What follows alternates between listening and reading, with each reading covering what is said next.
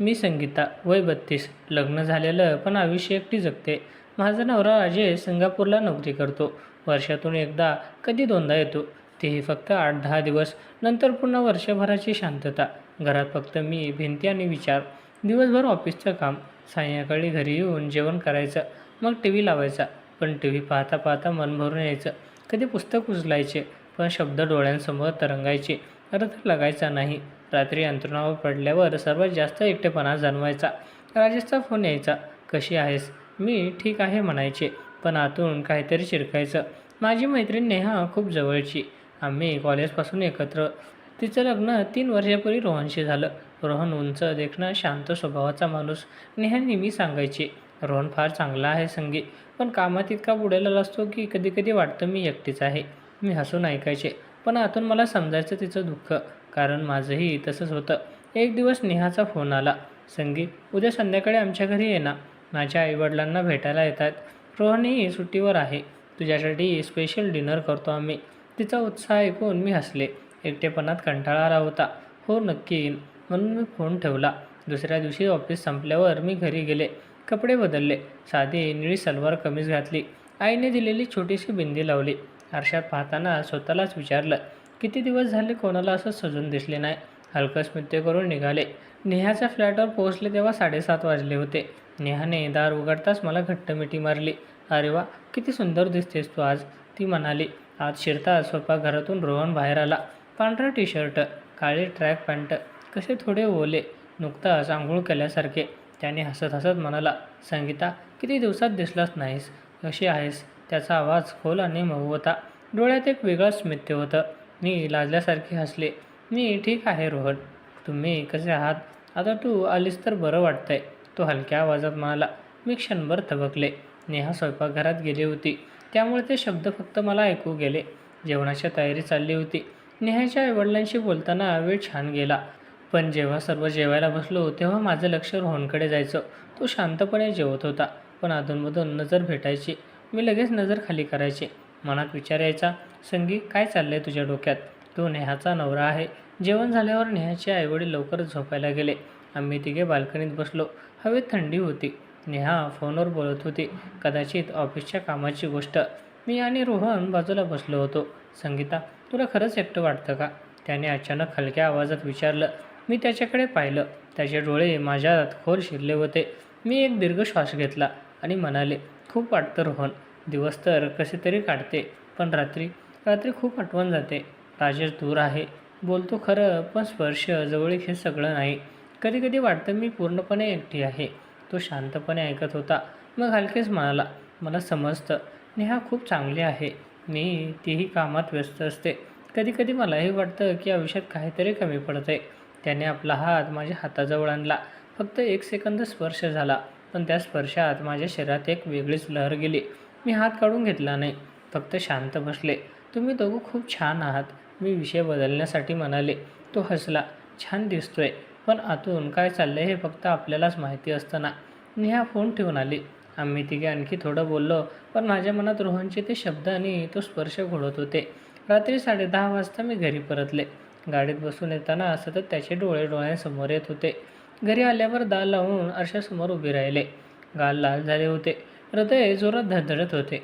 काय वेड लागलंय मला. तो नेहाचा नवरा आहे. मी काय करते? मी स्वतःलाच विचारलं, पण मनात दुसरं काहीतरी म्हणत होतं. इतके दिवस कुणीतरी तुझ्या एकटेपणाला समजून घेतलं, त्याला कसं तू विसरशील? अंथरुणावर पडले, पण झोप येईना. मोबाईलला उचलला. नेहाचा मेसेज आला होता. घरी पोहोचलीस? मी हो लिहिलं. मग रोहनचा मेसेज आला. संगीता, आज भेटल्यानंतर खूप बरं वाटलं. लवकर झोप, उद्या बोलू. मी मेसेज पाहून हसले, पण आतून एक गोड अस्वस्थता जाणवत होती. एकटेपणा अजूनही होता, पण आज त्यात एक छोटासा प्रकाश दिसत होता. रोहनचा चेहरा, त्याचा आवाज, त्याचा स्पर्श, सगळं हळूहळू मनात रुंजी घालत होतं. मी डोळे मिटले, पण झोपेतही त्याचं स्मित दिसत होतं. ही रात्र माझ्या आयुष्यातली एक वेगळी रात्र होती. एकटेपणाची रात्र. पण आता ती एकटेपणाची राहिली नव्हती. त्या रात्रीनंतर 2-3 दिवस गेले. मी ऑफिसमध्ये बसले तरी मन रोहनकडे जात होतं. त्याचा खोल आवाज, ते हलकं स्मित आणि बाल्कनीतला स्पर्श, सगळं वारंवार आठवायचं. मी स्वतःला समजवायचे, संगी, तू काय विचार करतेस? तो नेहाचा नवरा आहे. तुझी ती आहे मैत्रीण, पण मन ऐकायचं नाही. रात्री राजेशचा फोन आला तेव्हा मी नेहमीसारखं ठीक आहे म्हणाले, पण आतून एक वेगळी अस्वस्थता जाणवत होती. नेहाचा मेसेज आला, संगी उद्या संध्याकाळी आमच्याकडे ये ना. रोहन म्हणतोय तुला भेटायचं आहे, आपण सिनेमाला जाऊया. मी लगेच होकार दिला. एकटेपणा सहन होत नव्हता आणि त्यांच्याकडे जाण्याची इच्छा होती. दुसऱ्या दिवशी आम्ही तिघे सिनेमाला गेलो. रोहनने तिकीट घेतली. अंधारात बसताना तो माझ्या शेजारी बसला. नेहा दुसऱ्या बाजूला होती. सिनेमात अधूनमधून आमची नजर भेटायची. तो हलकेच हसायचा, मी लाजून नजर फिरवायचे. सिनेमा संपल्यानंतर आम्ही आईस्क्रीम खाल्लं. रोहनने माझ्यासाठी चॉकलेट फ्लेवर घेतलं. तुला हे आवडतं ना, तो म्हणाला. मी आश्चर्याने पाहिलं. तुला कसं कळलं? तो फक्त हसला. त्यानंतर रोज छोटे छोटे मॅसेज यायचे. आज ऑफिस कसं गेलं, जेवलास का? नेहा पण मेसेज करायची, पण रोहनचे मेसेज वेगळेच वाटायचे. त्यात काळजी होती, आपुलकी होती. एक दिवस तो म्हणाला, संगीता तू हसताना खूप सुंदर दिसतेस. मी वाचून गाल लाल झाले. उत्तरात फक्त धन्यवाद लिहिलं, पण मनात खूप काही घोळत होतं. एक आठवडा गेल्यावर नेहाला अचानक ऑफिसच्या कामानिमित्त पुण्याला जावं लागलं. ती 2 दिवसांसाठी होती. सकाळी तिने फोन केला, संगी मी पुण्याला जाते, रोहन एकटाच राहणार, तू त्याला भेटून जाऊ नकोस का? तो म्हणतोय तुला बोलतोय. मी क्षणभर थबकले. मनात भीती होती, पण एकटेपणाची ओढ जास्त होती. ठीक आहे जाईन म्हणून टाकलं. संध्याकाळी 6 वाजता मी त्याच्या फ्लॅटवर गेले. रोहनने दार उघडले.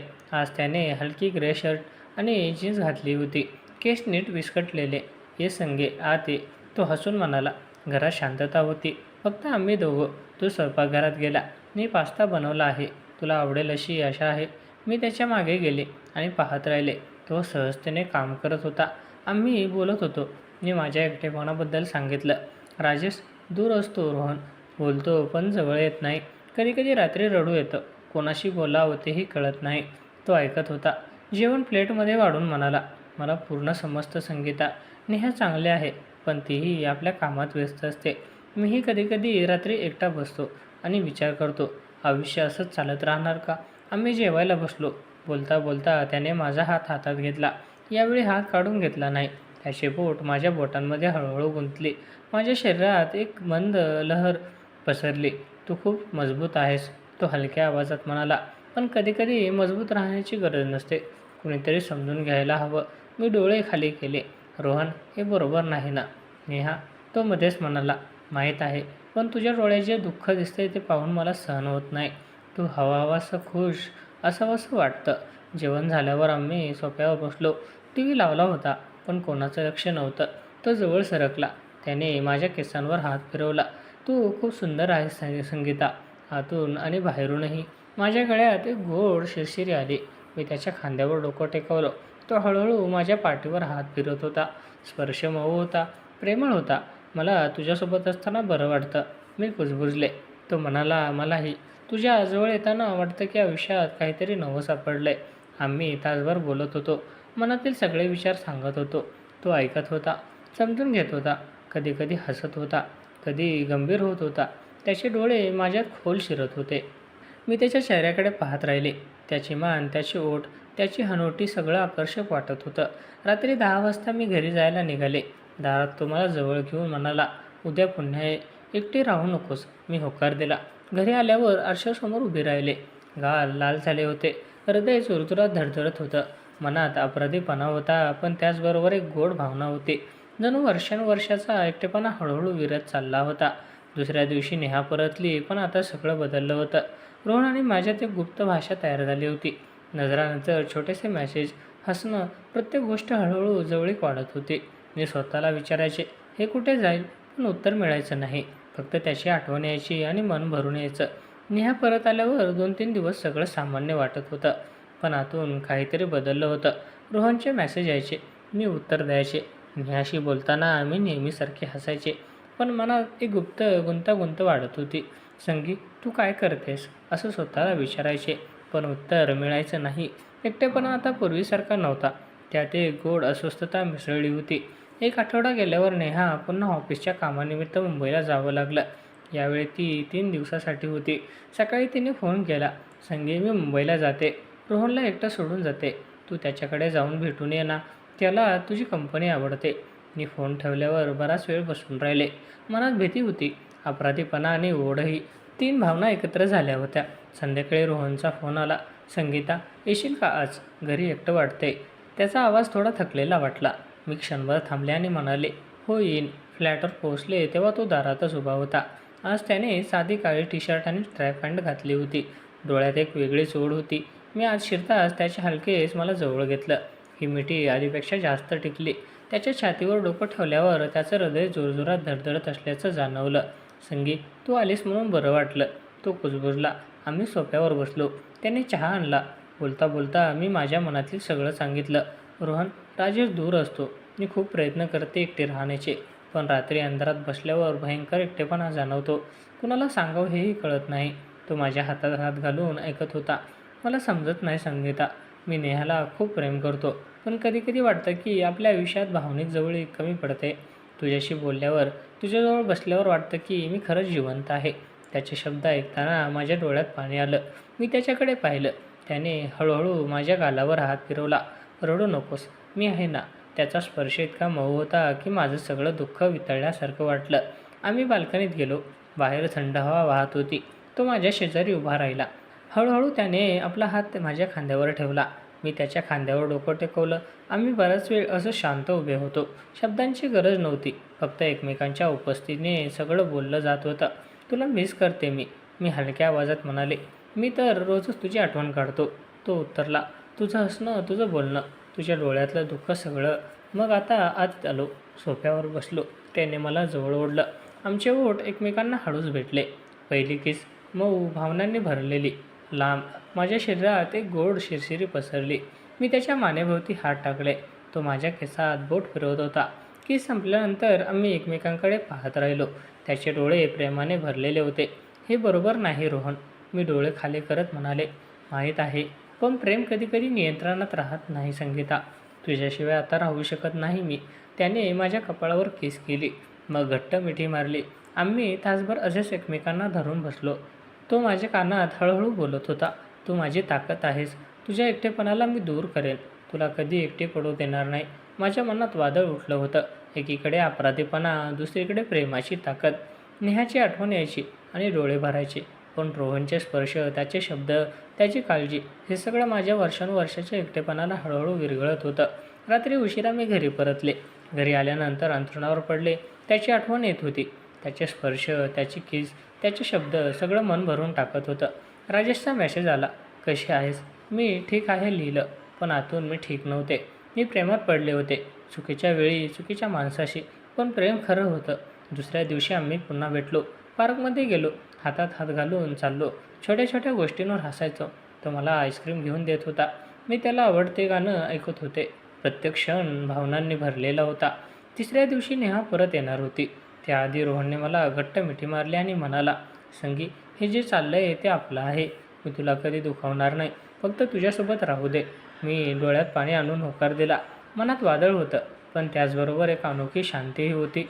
माझा एकटेपणा आता पूर्ण गायब झाला नव्हता, पण त्याला रोहनची ऊब मिळाली होती. नेहा मुंबईहून परत आल्यावर सगळं दिसायला सामान्य होतं, पण आतून माझं जग पूर्णपणे बदललं होतं. ऑफिस, घरी येणं, नेहाशी बोलणं, सगळं चालू होतं, पण प्रत्येक क्षणी रोहनची आठवण यायची. त्याचे शब्द, त्याची मिठी, त्याची किस, सगळं मनात घोळायचं. मी स्वतःला समजायचे, संगी, ते थांबव. नेहा तुझी मैत्रीण आहे, पण मन ऐकायचं नाही. एकटेपणा आता पूर्णपणे गायब झाला होता. त्याच्या जागी एक गोड पण अपराधी भावना भरली होती. भेटणं आता कठीण झालं होतं. नेहा घरी असायची. आम्ही फक्त मेसेजवर बोलायचो. तुला खूप मिस करते मी, असं रोहन लिहायचा. मीही असं उत्तर द्यायचे. एक दिवस तो म्हणाला, संगीता, उद्या संध्याकाळी भेटूया एका शांत हॉटेलमध्ये. मी बराच वेळ विचार केला. मनात भीती होती, पण त्याची ओढ जास्त होती. ठीक आहे, मी लिहिलं. दुसऱ्या दिवशी ऑफिस संपल्यावर मी त्या हॉटेलमध्ये गेले. रोहन आधीच आला होता. खोली शिरताच त्याने दार लावलं आणि मला घट्ट मिठीत घेतलं. मी मिठी खूप वेळ टिकली. त्याच्या छातीवर डोकं ठेवल्यावर त्याचे हृदय जोरजोरात धडत असल्यासारखं जाणवलं. संगी, हे दिवस कसे काढले मी तुझ्याशिवाय? तो कुजबुजला. आम्ही बेडवर बसलो. त्याने माझ्या हातात हात घेतला. मी नेहाला दुखवू इच्छित नाही, पण तुझ्याशिवाय राहू शकत नाही, तो म्हणाला. मी डोळ्यात पाणी आणून म्हणाले, मलाही तेच वाटतं रोहन. राजेश दूर आहे, पण आता तू माझ्या आयुष्यात आलास. एकटेपणा कुठे गेला तेही कळत नाही, पण नेहाची आठवण येताच अपराधी वाटतं. तो माझ्या गाल्यावर हात फिरवत म्हणाला, मला समजतं. प्रेम हे नियंत्रणात नसताना तू मला पूर्ण करतेस. तुझ्या डोळ्यात पाहिल्यावर वाटतं की मी खरंच प्रेमात पडलोय. त्याने हळूहळू माझ्या कपाळावर, गालावर आणि ओठांवर किस केले. आमचे ओठ एकमेकांत गुंतले. किस लांब आणि भावनांनी भरलेली होती. माझ्या शरीरात एक मंद गोड ऊब पसरली. मी त्याच्या मानेभोवती हात टाकले. तो माझ्या केसात बोट फिरत होता. तू खूप सुंदर आहे संगीता. आतूनही आणि बाहेरूनही. तो कानात कुजबुजला. आम्ही एकमेकांना घट्ट धरून बसलो. शब्द कमी होते पण स्पर्श आणि नजर सगळं सांगत होते. तो माझ्या पाठीवर हात फिरवत होता. मी त्याच्या छातीवर डोकं ठेवून राहिले. मला वाटतंय की माझा एकटेपणा तू एका झटक्यात दूर केलास, मी हलक्या आवाजात म्हणाले. तो हसला आणि म्हणाला, आणि मलाही तू नवं आयुष्य दिलंस. आता कधीही एकटं वाटणार नाही. रात्री उशिरापर्यंत आम्ही बोलत होतो. भविष्याबद्दल, काळजीबद्दल, प्रेमाबद्दल. आपण हळूहळू सगळं व्यवस्थित करू, तो म्हणाला. नेहाला दुखवायचं नाही, पण आपलं हे प्रेम खरं आहे. मी होकार दिला. अपराधीपणा होता पण प्रेमाची ताकद जास्त होती. आम्ही एकमेकांना पूर्ण केलं होतं. भावनिक, रोमॅन्टिक आणि मनापासून. त्याच्यानंतरचे दिवस वेगळेच होते. कधी ऑफिसच्या नंतर थोडा वेळ, कधी पार्कमध्ये हातात हात घालून चालणं, कधी नेहा नसताना त्याच्या घरी जाणं. प्रत्येक भेटीत प्रेम वाढत होतं. तो मला छोटी छोटी भेटवस्तू आणायचा. कधी चॉकलेट, एखादं फूल तुझ्यासाठी असं म्हणायचा. मी त्याला माझ्या आवडत्या गोष्टी सांगायचे. आमचे संवाद, आमचं हसणं, आमच्या नजरा सगळं खास होतं. एक रात्र मी घरी एकटी होते. राजेशचा फोन आला. कशी आहेस? मी आता ठीक आहे म्हणाले. खरंच ठीक होते, कारण रोहन माझ्या आयुष्यात आला होता. तो माझ्या एकटेपणाला पूर्णपणे भरून टाकत होता. कधीकधी रात्री त्याला मेसेज करायचे, तुला आठवतंय? आणि त्याचं खूप असं उत्तर यायचं. अशा अर्थातच अपराधीपणा यायचा. नेहाची आठवण यायची. पण प्रेम ही अशी गोष्ट आहे, ती मनाला समजवत नाही. आम्ही दोघं निर्णय घेतला होता. सध्या फक्त एकमेकांना प्रेम करायचं, सावधपणे, कोणालाही दुखवायचं नाही. भविष्य काय ठेवून आहे ते कळलेच. आज मी आरशासमोर उभी राहून स्वतःला पाहते. गालावर हलकं स्मित आहे. डोळ्यात एक नवं प्रकाश आहे. एकटेपणा गेला. रोहनने तो एका झटक्यात गायब केला. आता प्रत्येक रात्र, प्रत्येक दिवस त्याच्या प्रेमाने भरलेला आहे. हे प्रेम चुकीचं असलं तरी खरं आहे आणि मी त्यात पूर्णपणे बुडाले आहे. कधीकधी वाटतं आयुष्यात अशा अनपेक्षित गोष्टी घडतात. ज्या एकटेपणाला वर्षानुवर्ष सहन केलं, त्याला एका माणसाने प्रेमाने भरून टाकलं. रोहन माझा झाला, मी त्याची, आणि हे प्रेम आपल्याला घेऊन पुढे जाईल.